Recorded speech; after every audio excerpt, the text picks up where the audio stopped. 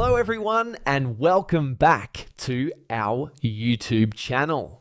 In this video, I'm going to show you how to fix Roblox app login not working. First, we'll start with something very simple yet powerful.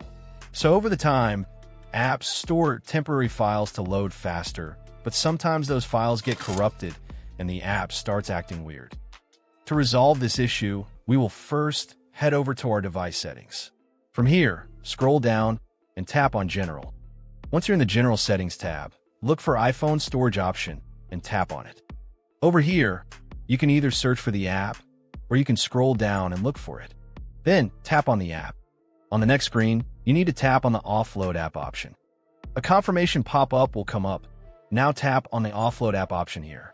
It'll take a bit for processing, and then a reinstall button will show up. Simply tap on it to reinstall the app. This should resolve the issue, but if it doesn't, then you need to check if the app is running an older version. Head over to App Store. From here, double tap on this search icon in the bottom right corner, and then search for the app. Once the app comes up in the search result, and if you see this update button right next to the app, simply tap on it to make sure you're running the latest version of the app.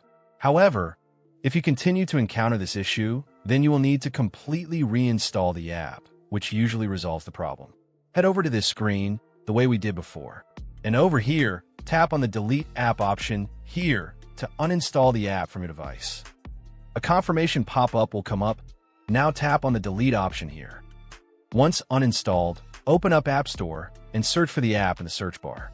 After the app comes up in the search result, simply click on this cloud icon to install it back onto your device. Hopefully, this resolves the issue. If it does, consider sending a super thanks to support our channel. And also don't forget to hit the subscribe button. We'll see you in the next video.